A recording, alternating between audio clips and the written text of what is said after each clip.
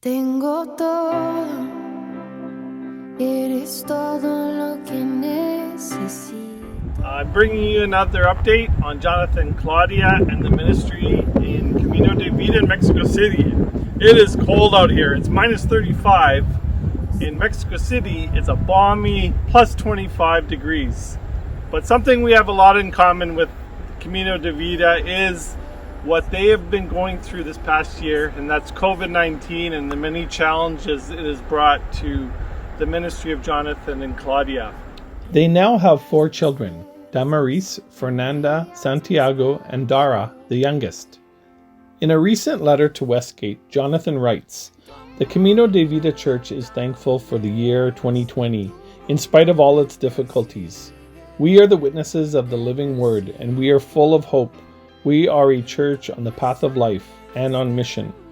Highlights this past year include February baptisms, women's compassion ministries, connections with youth and children through music, 4th year anniversary, and renovations to our new building.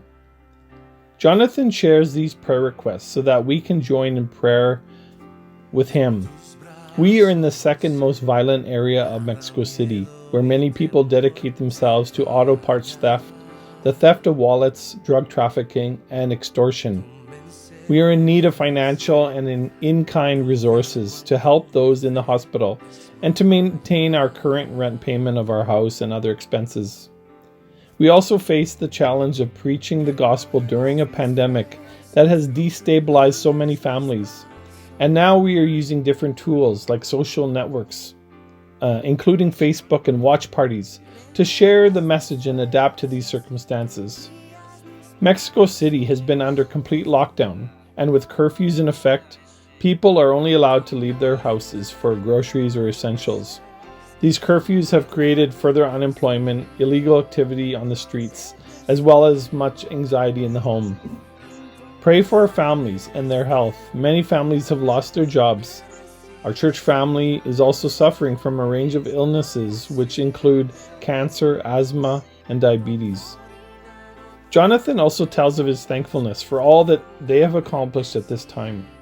We have persevered with a committed leadership team through both online and in-person communication, including times of prayer, worship, and decision-making. Through acts of compassion, we have been able to provide support to those families in great need. Our worship team has also been strengthened. Discipleship groups have been formed. Payment for the rent of the church has been maintained.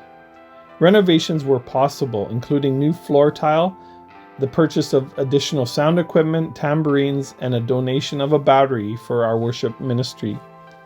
We have kept our congregation together, and we have grown. Continue to pray for our spiritual health. We want the church to continue to be experiencing the full freedom of God in spirit, soul, and body. Hopefully the next time I bring you another update, it'll be a lot warmer. Thank you for your support to Jonathan and Claudia.